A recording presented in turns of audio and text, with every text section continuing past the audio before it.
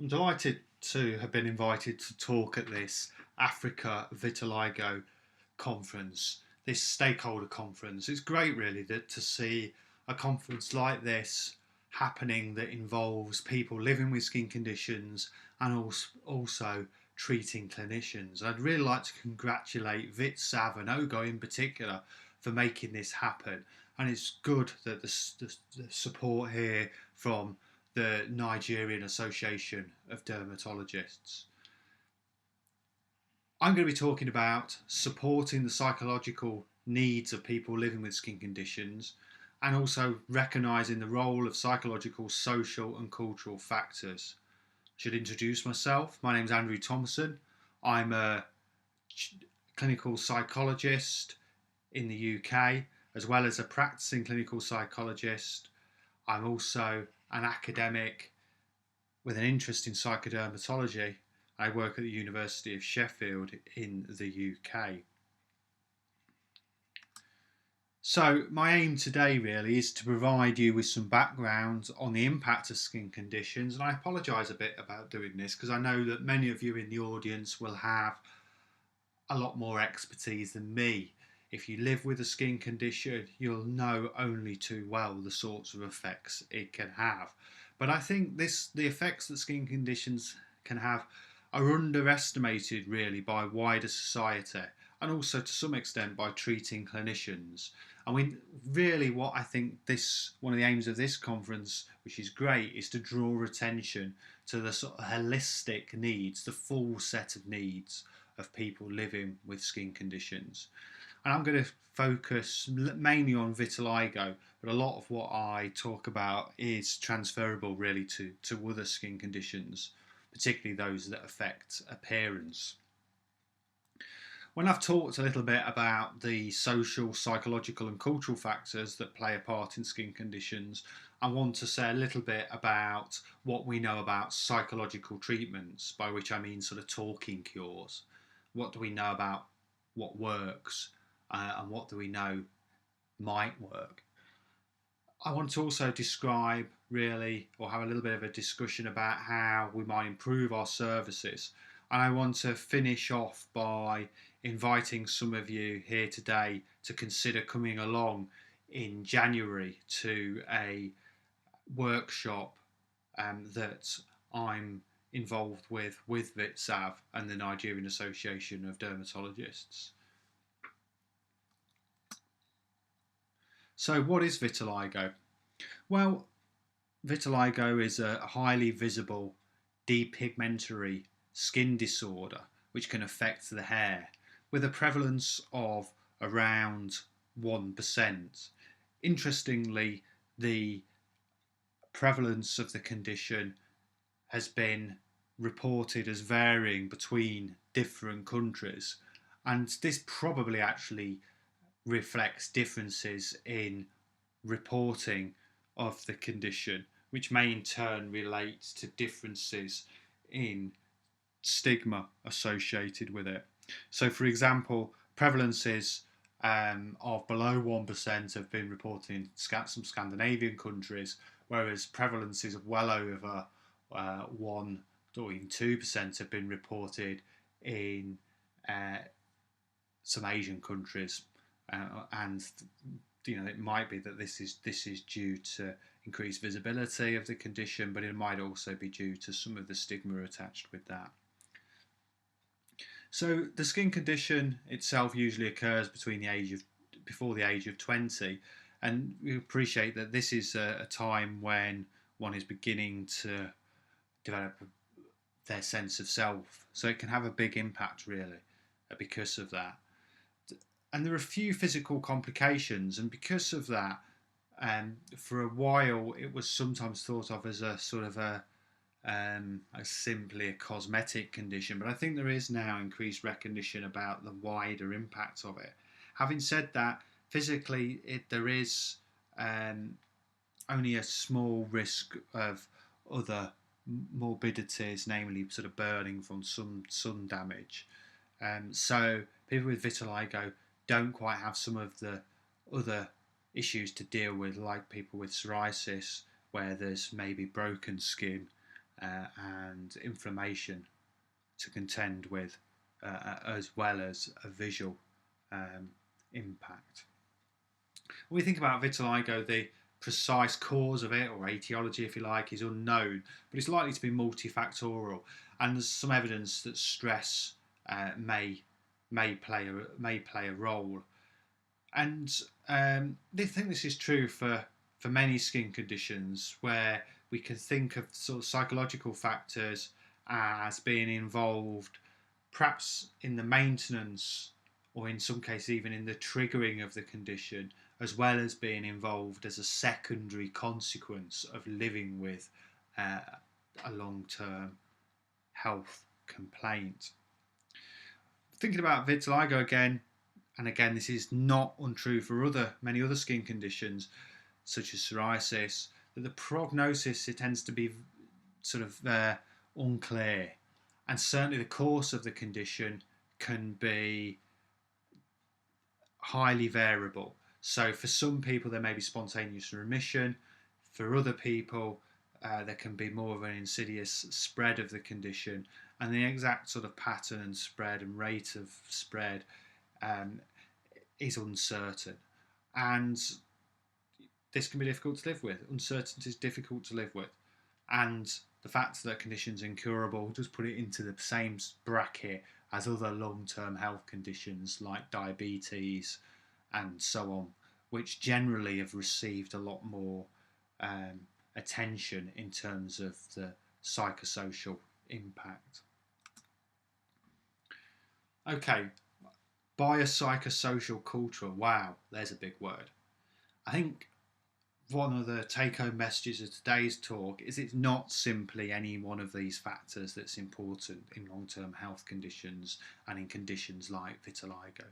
There's always going to be the underlying condition, the biological elements, where there's always going to be some individual psychological processes going on, but there's going to be a wider social factors to contend with, both in terms of available support, but also in terms of the sorts of things people with the condition have to contend with. And that's always going to happen in the context of cultural factors and cultural beliefs about health and illness and the specific condition in question. But for sure, we all have a common biological framework of what is attractive. There's numerous studies that suggest that symmetry is generally held up across different cultures, different communities, as being attractive. However, there's also quite a lot of evidence that there's subtle differences between different cultures, and even some disfiguring practices are socially sanctioned. Think about foot buying in China and so on, and tattooing and so on. But yet, there are pressures on all of us, regardless of where we're from. And that there's some people have argued that these pressures are intensifying with the increase in different forms of media. So here's an old poster now from the 70s. This summer, make sure your skin has nothing to hide. But just to emphasise the fact that there's difference between different communities, if you're a witch, make sure your skin isn't too clear this summer. I'm worried about Helga. I found some water remover in the bathroom. Keep those warts. Okay, so let's look at some social responses to skin conditions.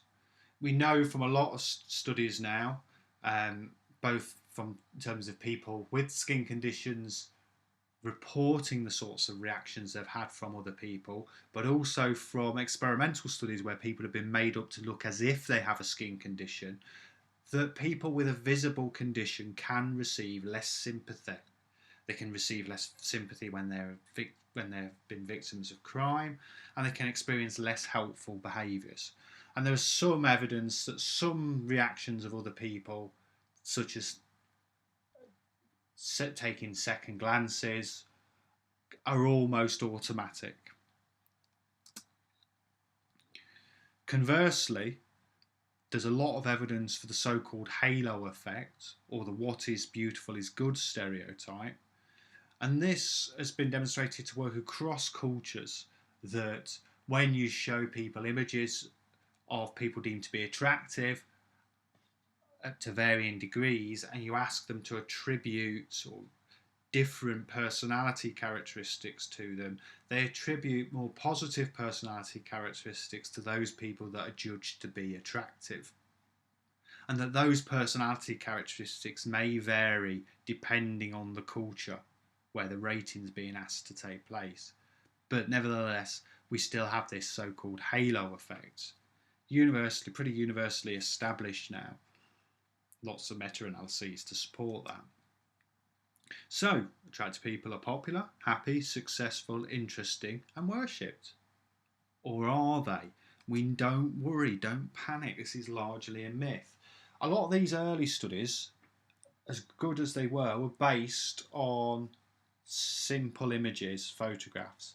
And we know from our own, I need to pick up a newspaper or switch on the TV to hear of people who are in the media who are might be very attractive, who aren't necessarily particularly happy at the moment, or aren't having a successful period in their time in this time in their life. And we also know from our own personal experience that the people that we love, and the people that we're close to, it's more than just their appearance that matters to us. And there's a lot of studies now that suggest that yes, the sort of halo effect is likely to be a factor on first impression, and first impressions can count. They only count for a small amount of the variance in us building a relationship with someone and staying connected and wanting to be with people. We're interested in wider factors of their personality. We're interested in the degree to which they're interested in us and their ability to reciprocate. So don't panic. And it is important because a lot of people with a visual health condition feel that they're almost damned. That's it. How will anyone ever want to be with them? And it is a myth. And it's a myth that if you're attractive, you've got it all. However, on the negative side, we do know that people do have to face real discrimination. Here's a rather awful picture from an old so-called freak show. And you'd like to think those sorts of things were a thing of the past. But unfortunately, actual cases of discrimination in the workplace are uncommonly to be reported by people with skin conditions. And people have said things like this in some of the studies that I've conducted. So everyone in PE used to say, what is that? PE is physical education, by the way. Everyone in PE used to say, what is that on you? And people calling you names like jigsaw skin. It definitely hurt me. So there's a quote from a young British girl living with vitiligo. Another quote from a young girl living with eczema. They call me names because of it. Scabby fish cake. What they call me because my skin's scaly. Well, it's not rocket science to work out that if you're told those sorts of things, if you're bullied in that sort of way, it's going to affect your social confidence. It's going to be hurtful at the time, and it may have a longer term effect in terms of you worrying about the degree to which you're going to be wanted by other people. This could even generalise to you feeling that you're going to be rejected as a whole person in extreme cases.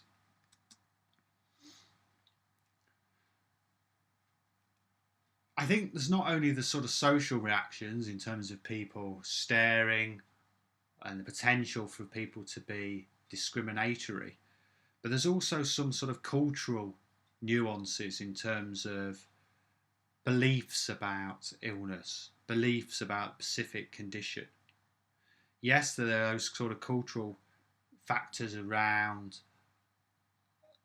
what we're supposed to look like in terms of the media presentations and the constant sort of airbrushing, but there's also more subtle sort of cultural beliefs related to specific conditions.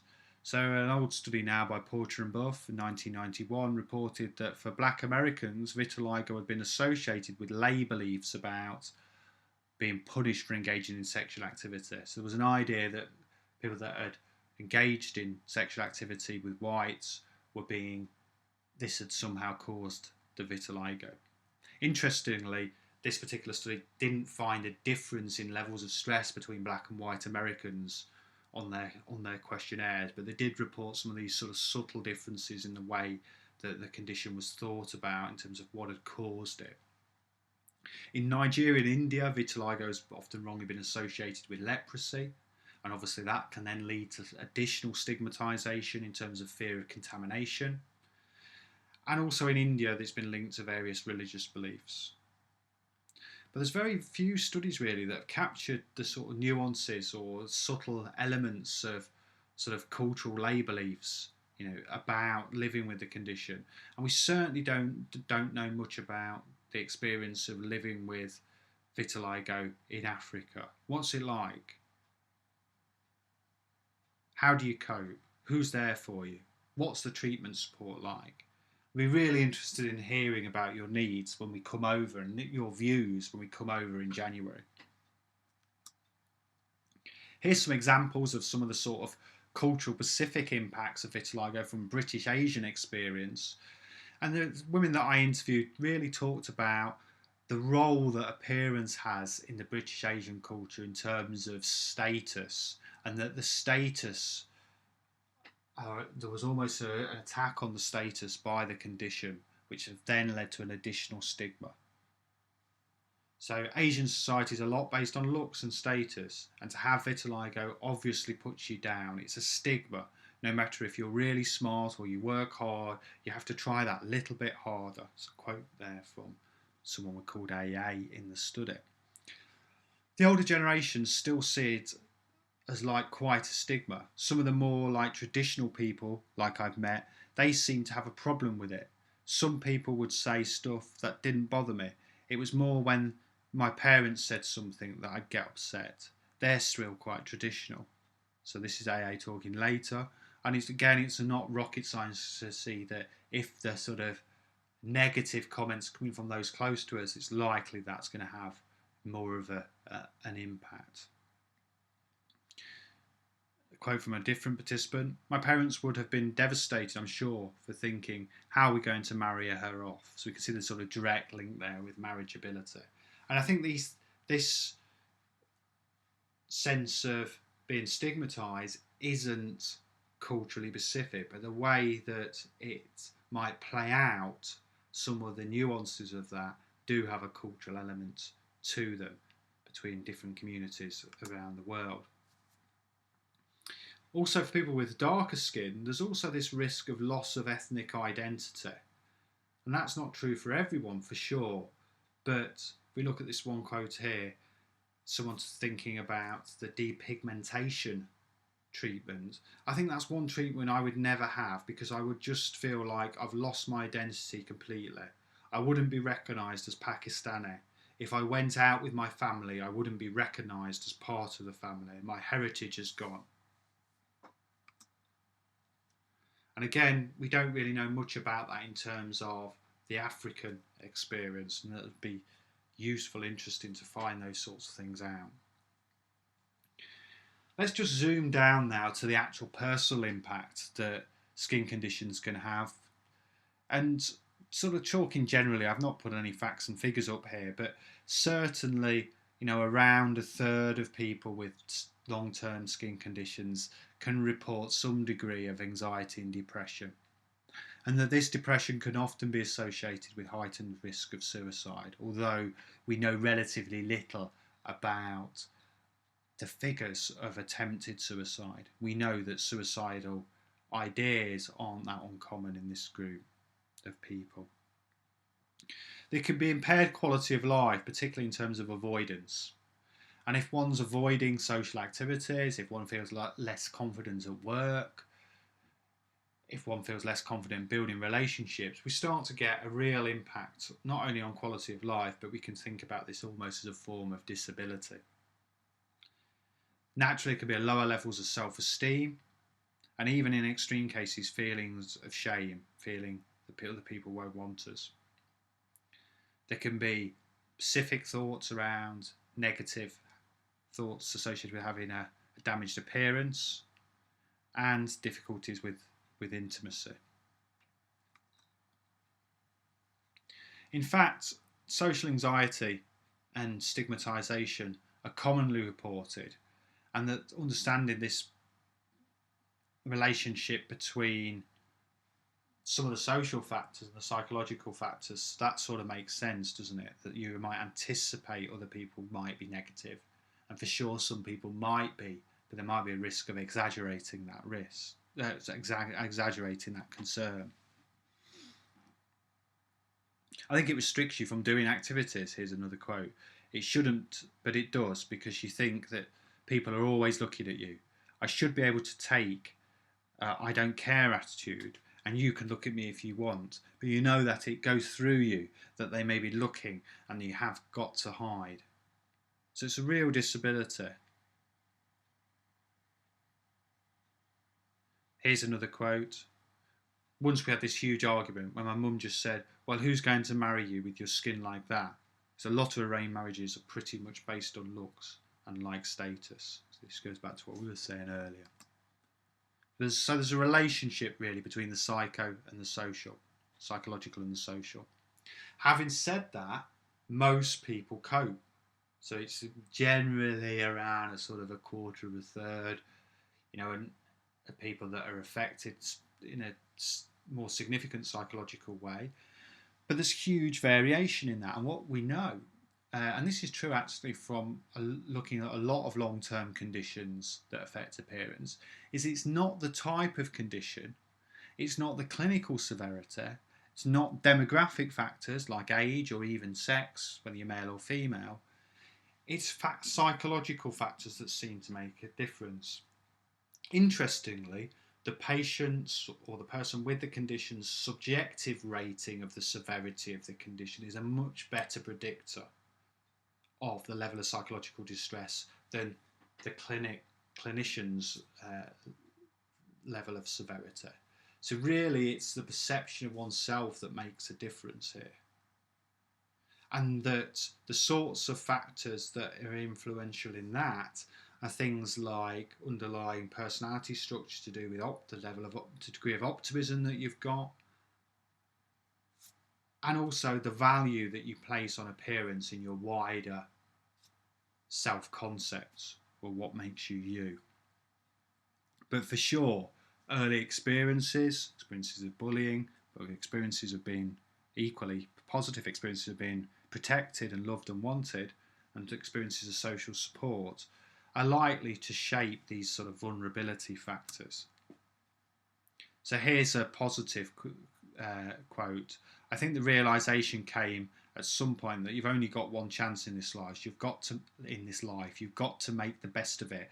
An appearance, it was really irrelevant, and I think that's about it. You've got to get on with it. I can enjoy myself by the things that I enjoy doing, I suppose, which is socialising, cooking and doing art. So this person's now sort of redefining themselves, minimising the impact of the appearance.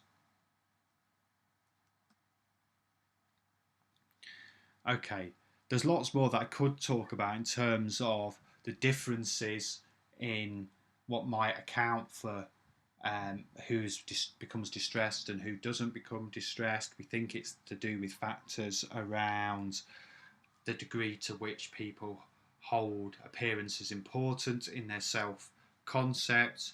We think it might be to do with personality things around optimism. We think it might also to do with the degree of social support people have.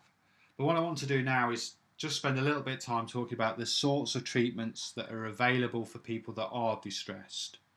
And what I would say is, unfortunately, there's poor access for people. Even in countries like the UK with its National Health Service, there are relatively few centres where people can go for their dermatological treatment, their skin treatment, and get referred for psychological support. There are very few places where they'll get their needs assessed fully enough for that to happen, and if they were even to have it assessed, there won't be the route for them to get the treatment they need. We recently did a review of the studies that had looked at psychological treatment, and what we found was there was around about 22 studies that had been done that were of sufficient quality for us to do what you call a meta-analysis, was where you push all the studies together and you look at the sort of combined effects to see how useful they are at achieving their goals. So basically, if you think about this as across all skin conditions, this is a shockingly small number of studies that has been done, and we really need to do more research. However, on the positive side, of those studies that were of sufficient quality for us to review them, there was generally a medium effect in reducing distress associated with skin conditions. So this is quite positive. So they were actually good at reducing distress. There were also, I've not put it on this slide, but we also looked at specific interventions like habit reversal in dealing with scratching and so on, and those things are even more successful, which makes sense because in some ways you're dealing with a more simple problem. Dealing with scratching is perhaps a lot more simple to deal with than dealing with a bigger social sort of distress and deeper rooted, say, depression. Individual psychotherapy has been shown to have some promise with vitiligo, although there's only been 2 studies and they were quite small, so we can't draw any firm conclusions. Nevertheless, clinical guidelines have raced ahead a little bit, and the guidelines for treatment of vitiligo do suggest, recommend psychotherapy for people where they are depressed or anxious. But I'd really say we need more research to be able to take that forward. What we've done recently is actually begin to develop some treatments that might be able to be freely available to people over the internet or available to people in clinics via leaflets, so that low cost, really, low intensity, low cost, can be used at the front line and can be used across geographical boundaries. So we developed a simple self-help leaflet developed with advice from dermatologists, advice from the UK Vitiligo Society, so advice from people living with the skin conditions, as well as input from myself and a colleague in clinical psychology, targeting reducing social anxiety. We advertised this study in the UK Vitiligo Society. We had 71 participants complete the study. Some of those people from actually outside of the UK, which is what happens if you put studies on the internet. And we had it was a randomized control trial, so people were basically put into, without their knowledge, without our knowledge, they were put into one of 3 groups. Control group, so they got treatment as usual, which is basically surfing the internet and attendance at their support groups, but got the leaflet later.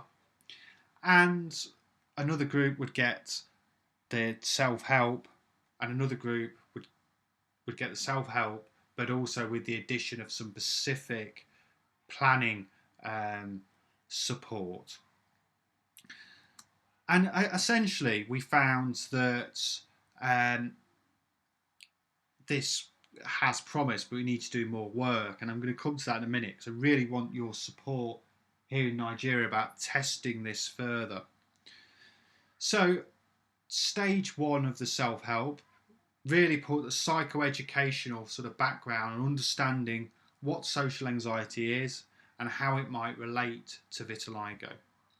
Stage 2 was recognising bodily tension and recognising people have a tendency, or the individuals who are distressed by their social aspects of the vitiligo, maybe putting too much attention on themselves in social interaction. And we got people to keep diaries to try and recognise that. Then we taught people a couple of very simple techniques to reduce self-consciousness, either holding a relaxing image or external focusing. At stage 4 was for the planning group only. They got the specific plan to put those techniques into practice. So they were given advice about how to do that. And we asked the people to do this for 8 weeks. I'm just going to let you look at this chart for a moment. This sort of explores the background behind the intervention. So we can see that you've got a triggering situation, e.g. going to a party, and that activates unhelpful beliefs. You might think I'm up. You might worry that people might think you're odd, or you might worry that people might think you're unattractive. And if anybody thought that, you're going to view that situation as threatening. That's in turn going to motivate safety coping. You want to avoid the situation, or perhaps subtle concealment, covering up. And that then is going to lead to increased processing of yourself, or self-consciousness, and monitoring how you do in the social situation and how you cope in the social situation. That also leads to sort of increased nervousness and so on. So we wanted to sort of break this cycle. So people, I'm not going to talk too much about this, people were given the techniques, and in the third group they were also asked to have a specific plan around this and using it. What we actually found was the majority of the participants found the leaflet useful. They found the planning useful, and they found the techniques in the leaflet useful. We also found, I've not put a slide up on here, that we got clinical significant change on the measures that we used. So people that made use of it, they got a clinical significant improvement. Although we didn't get a statistical improvement. So we do need to do some more work on this study to look at that, possibly to create to recruit more people to see whether we get an effect. But it does look really promising. Study has its limitations. It was sample bias, particularly by recruiting from over the internet, and we're not sure about how culturally acceptable the intervention is. Does it make sense? Would it make sense to people in Africa? Well, that's something we can ask you in January if you'll let us.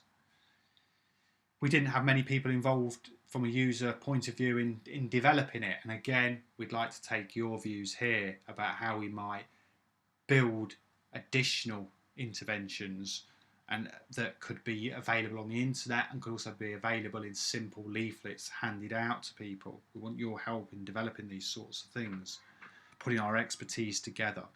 This particular study, we didn't have a follow-up, so we don't know whether the benefits for those that did make benefits were maintained. And we also knew who had been put into which groups. There wasn't complete sort of what they call blinding there. And the intervention was very simple, and we know for some people they might need a more complex, longer term, one-to-one support with a therapist. So, conclusions that we can draw. Really, we know that psychological impact of skin conditions can be immense for some people. We know that there can be discrimination. It's not all a psychological phenomenon. We know that there are subtle differences between cultures about the meaning of having a condition. And we know that treatment of the psychological aspects ought to involve psychological treatments. And we know that the ones that have been looked at and studied show promise. What I want to do is just show you a video. What I want to do now is just show you a video of somebody talking about their experience of living with vitiligo.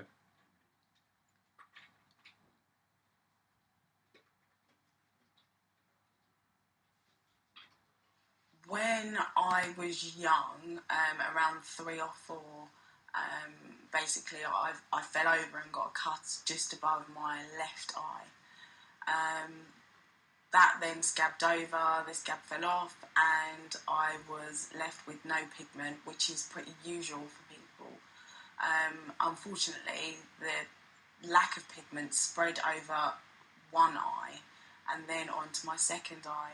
It was my parents that introduced me to using makeup because they feared that I would be bullied, during my first years at school, and that they really didn't want that for me. So they explored all avenues and were given the camouflage cream to use. And I've used that throughout my entire life. It's been my lifeline personally. Every morning what I do is set all my makeup out like any other girl, and I mix two colours together, a darker chocolate shade and a more of an olivey shade, just to get my right skin tone and skin colour. And then I have a special powder that seals the makeup to my skin so that it's waterproof. All in all, it takes less than 10 minutes to do. When I was younger, the only people that saw me without my makeup were my parents and close family members. As I've got older, I've made different choices whether to tell close friends, which I did sort of when I was around 16, 17. In regards to any, boyfriends or relationships I've had to make the decision after a period of time when I thought that I could trust them. Every day, my vitiligo makes things difficult for me. Even just to pop out somewhere, it still means that I have to put my makeup on first, to answer the door, to go to work. It's always at the back of my mind. I don't ever wake up in the morning and forget it. And to be honest, I hope that I never will, because it's made me who I am today.